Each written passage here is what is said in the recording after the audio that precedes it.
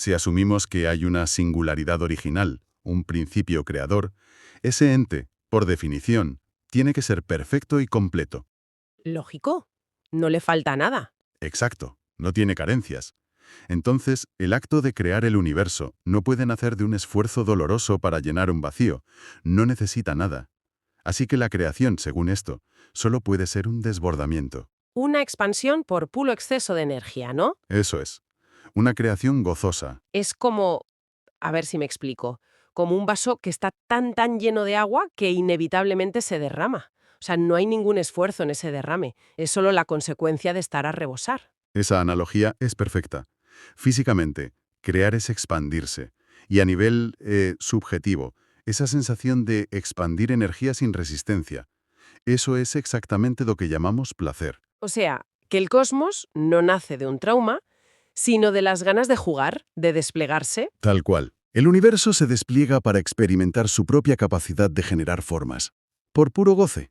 Vale, entonces, si esa es la regla general del macrocosmos, la hipótesis dice que nosotros deberíamos tener ese mismo código de barras instalado. Por pura lógica, sí.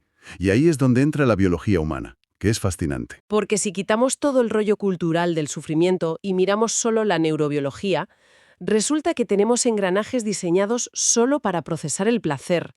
Y el ejemplo estrella de las fuentes es una molécula súper específica, la anandamida. Ah, la anandamida. Es el pilar central de esta tesis médica. A ver, estamos hablando de un endocannabinoide, un neurotransmisor que nuestro propio cerebro fabrica de forma 100% natural. Y que nos sirve para estresarnos, claro. Para nada. Su función principal no es alertarnos de un peligro ni hacernos huir. Sirve para generar una sensación profundísima de bienestar.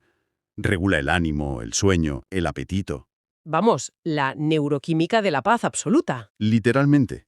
Es la molécula de la dicha. Es que hasta el nombre tiene tela, porque la raíz sánscrita ananda significa felicidad suprema.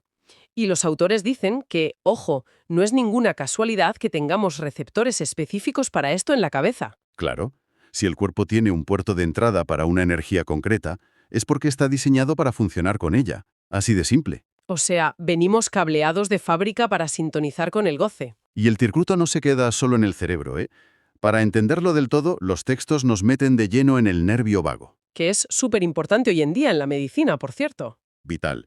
El nervio vago es como la autopista principal del sistema nervioso autónomo. Conecta el tronco encefálico con el corazón, los pulmones, todo el sistema digestivo. Y cuando alguien siente placer o conexión segura, este nervio se activa y funciona como un freno físico. Un freno para calmar el cuerpo. Eso es, ralentiza las pulsaciones, baja la presión arterial y suelta neurotransmisores como la oxitocina. Físicamente te obliga a entrar en lo que en medicina se llama estado de reposo y digestión. Que es justo lo contrario del famoso estado de lucha o huida. Ya sabes, ese subidón horrible de cortisol y adrenalina que te da cuando estás hiperestresado. Totalmente lo opuesto, sí. Entonces, a ver, entiendo que el ensayo plantea que ese estrés brutal debería ser solo un mecanismo de emergencia a corto plazo. Exactamente. El estado de lucha-huida gasta una cantidad de energía y recursos metabólicos que es una barbaridad. Evolutivamente está diseñado para durar, no sé, 5 minutos, lo que tardas en huir de un león. Ya, y el problema es que vivimos huyendo del león todo el día. Ese es el fallo. La anomalía es mantener ese estrés de forma crónica. Nuestra biología está diseñada para que el placer y la calma sean el estado base, porque solo en ese estado las células pueden regenerarse y el sistema inmune puede trabajar bien. A ver, déjame proponer una analogía técnica basada en lo que dicen los textos para que se entienda bien. A ver qué te parece. Venga, a ver. Imaginemos que el cuerpo humano es un edificio súper moderno, un rascacielos inteligente. Pues el dolor sería la alarma de incendios. Muy buena comparación, ¿sí? Es una alarma estridente, molestísima, que paraliza todo lo demás.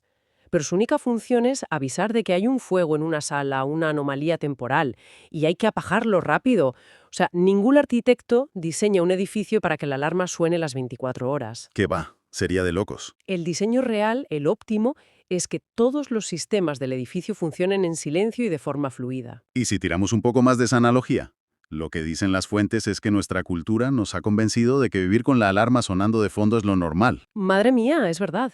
Nos acostumbramos al ruido ensordecedor. Eso es.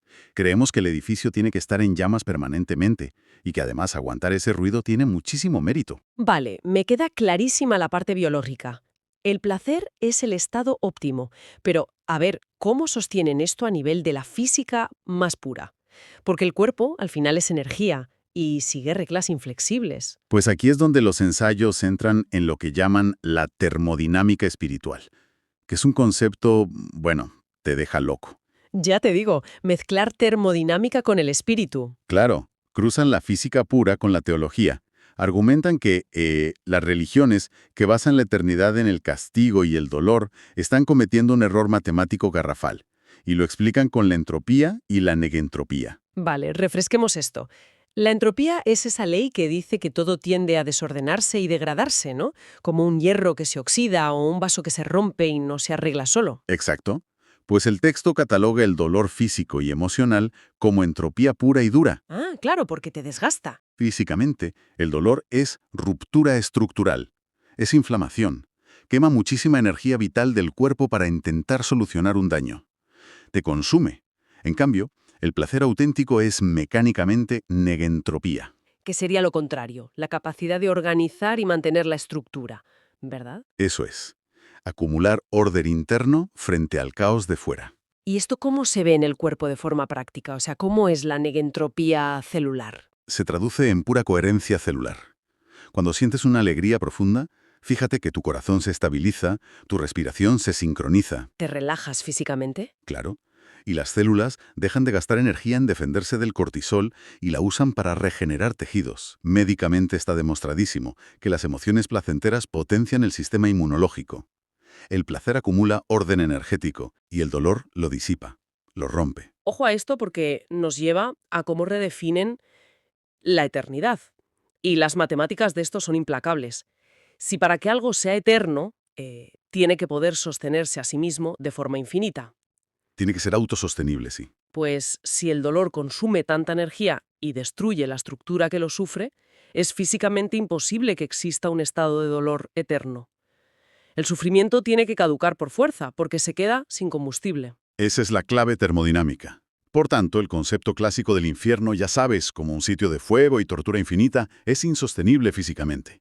¿Y qué dicen que es el infierno entonces? Lo redefinen no como un lugar, sino como la nada absoluta. La extinción total. El olvido definitivo de un ser que gastó toda su energía en consumirse en su propio dolor hasta desaparecer. ¡Qué fuerte! O sea, colapso termodinámico. Exacto. Así que, por descarte lógico, la única forma de existencia que tiene capacidad física para ser eterna es la que se basa en la negentropía, es decir, en el goce que regenera. Me parece flipante la lógica. Pero a ver, aquí me toca hacer de abogada del diablo. A ver, dispara. Hay una pieza que chirría mucho con nuestra historia. Casi cualquier religión o tradición nos machaca con que el sufrimiento es la prueba definitiva, que hay que pasarlo mal para que un ente superior te quiera o te salve. Si el universo está hecho para el placer, ¿por qué tenemos tan metida en la cabeza la idea de un Dios que exige sacrificio constante? Bueno, los ensayos desmontan esto con el concepto de Dios como el gran esteta. La lógica filosófica que usan es súper limpia. Si partes de la base de que un ente superior es omnipotente y perfecto, No le falta nada, como decíamos antes. claro, pues es una aberración lógica pensar que ese ser necesita que sus criaturas sufran. Querer ver dolor implica un sadismo o una carencia monstruosa. Un Dios que pide dolor es, por definición, un Dios psicópata o incompleto. Totalmente. Un creador perfecto solo querría ver a su creación funcionando a tope de su potencial. Y el texto lo dice de una forma preciosa, ¿eh? Dice que el placer es la manera en que la criatura dice amén a la creación. Es ¡Wow! la validación biológica. Eso es. Cada vez que disfrutas de verdad, yo qué sé, escuchando un temazo de música, sintiendo el sol en la cara o entendiendo algo complejo, estás validando el diseño. El placer no es un insulto al creador, es la firma de que su software funciona perfectamente. Vale, pero entonces llegamos al punto crítico de toda esta inmersión. Si la biología nos da anandamida para ser felices, si la termodinámica dice que el placer es vida y el dolor es muerte, y si lógicamente a un creador no le sirve de nada nuestro sufrimiento, Ya sé por dónde vas. ¿por qué la historia humana es un escaparate constante de dolor glorificado? ¿Por qué veneramos sufrir? Tiene que haber una explicación social para esta desconexión tan bestia. Y la hay, la hay. Aquí los textos se meten de lleno en sociopolítica pura. Hablan de la cultura del trauma. Afirman que alabar el dolor nunca, jamás ha tenido un motivo divino. Sino político. Exactamente. Es una de las herramientas de control social más refinadas de la historia. Claro, porque el poder necesita que dependas de él. Piensa en esto. Una persona que vive plenamente en el placer, que está conectada consigo misma y con la vida, es libre. Es autónoma biológicamente. No tiene vacíos que necesiten ser llenados por un salvador externo. Y por tanto, es dificilísima de manipular. Mientras que el dolor hace justo lo contrario. Te vuelves súper vulnerable, te hace depender. Eso es. Si logras convencer a toda una sociedad de que ese goce natural que sienten es en realidad algo sucio, una trampa moral, y les dices que el verdadero mérito es aguantar palos con una sonrisa, Los conviertes en deudores crónicos. Deuda eterna. les creas una enfermedad que no existe para venderles tú la cura. Y claro, necesitas gestores para esa culpa. Intermediarios que prometen una recompensa que, oh sorpresa, nunca te dan en esta vida. Siempre es para después de morirte, claro. Así nadie puede reclamar. Exactamente. Inauditable totalmente. Y aquí es donde los autores entran en la crítica a prácticas como el Vía Crucis o la Semana Santa, ¿verdad? Sí, son muy críticos. Los catalogan como ejercicios masivos de condicionamiento emocional. Piénsalo sociológicamente. Exhibir constantemente a una figura absolutamente inocente siendo torturada de forma brutal. Y glorificar ese dolor al máximo. Claro. Y forzar a la gente a repetir, por mi culpa, por mi gran culpa. Eso graba un trauma identitario en las masas. Es un mecanismo de desactivación acojonante, la verdad. Se asume subconscientemente que el pico de la perfección moral es dejarte torturar sin rechistar, pues el mensaje es que rebelarse contra las injusticias de hoy está mal. Aguantar es lo sagrado. Lo definen como una guerra entre la tanatofilia, que es este amor enfermizo por la muerte y el sacrificio, y la biofilia, que es el amor por crecer y disfrutar de la vida. Adorar las llagas y el sufrimiento pasado. Pues te chupa la energía que necesitas para exigir un sueldo digno o bienestar real hoy. Te la drena por completo. Pero lo que me parece escalofriante de esto es pensar, bueno, es fácil decir, uy, esto es cosa de la religión, ya lo hemos superado, hoy las iglesias están medio vacías, ya nadie reza el rosario. Que va, que va. Los textos argumentan que la cultura del trauma está vivita y coleando, solo ha cambiado de disfraz. O sea, hemos pasado de tragar incienso a lo que llaman la evasión moderna. Exacto. Y hay una frase en los documentos que te parte en dos. El dolor no transforma, el dolor evade. ¡Qué fuerte!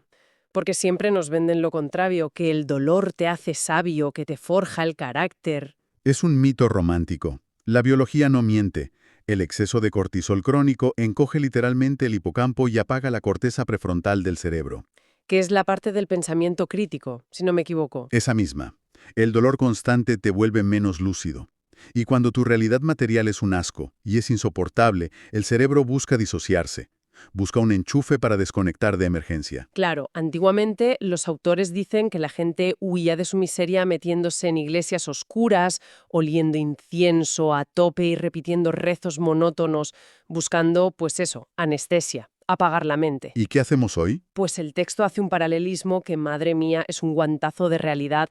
Dicen que el equivalente moderno al rosario son nuestras pantallas. El scroll infinito del móvil. Movimiento mecánico y rítmico que pasar las cuentas de un rosario de madera. Es un acto disociativo de manual. Claro, en vez de procesar el trauma de vivir superestresados en un sistema que nos exprime, nos anestesiamos con microdosis de dopamina de vídeos de 15 segundos. No buscamos información, buscamos huir de nosotros mismos, de nuestro dolor. Y la conclusión de esto es que si de verdad nos creyéramos que el placer y el bienestar son nuestro derecho biológico de nacimiento, ¿usaríamos toda esa energía de la que hablábamos? La energía negentrópica. Esa. La usaríamos para desmontar todo lo que nos hace daño y mejorar nuestra vida real. Pero como nos han convencido de que la vida es sufrir, pues agachamos la cabeza, aceptamos que el edificio está en llamas y nos encerramos en el móvil para no ver el humo. Llamada a la acción. Sí, una vez que ves la trampa, el siguiente paso cae por su propio peso. Claro. Reinterpretan el concepto de resurrección o de salvación. No es algo mágico que pasa cuando te mueres. Pasa aquí y ahora. Eso es. Ocurre cada vez que tú, en un día cualquiera, eliges el goce expansivo y auténtico por encima de la culpa. Es reconquistar tu energía. Pero ojo, y esto es muy importante aclararlo, el texto no está defendiendo el típico hedonismo destructivo, o sea, beber hasta el coma etílico o reventar la tarjeta de crédito comprando basura. No hablan de eso. No, no para nada. De hecho, los autores clasifican los vicios autodestructivos como más entropía. Es seguir huyendo. Es otra forma de evadir el dolor dañando tu estructura. Entonces, ¿cuál es ese placer original que nos salva? Es puramente constructivo.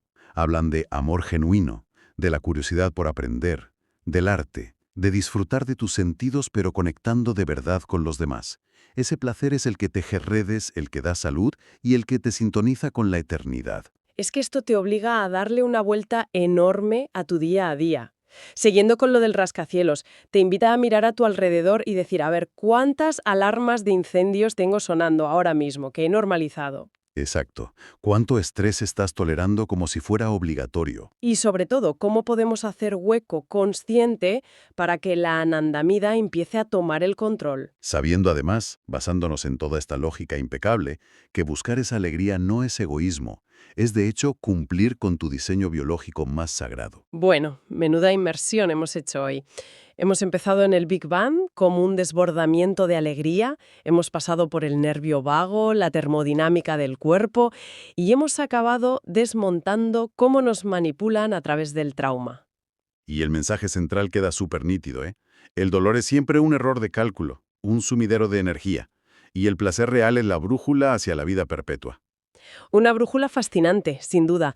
Y para cerrar el análisis de hoy, me gustaría dejar una última reflexión en el aire para quienes nos escuchan. Una idea que va más allá del texto, aplicable a ahora mismo.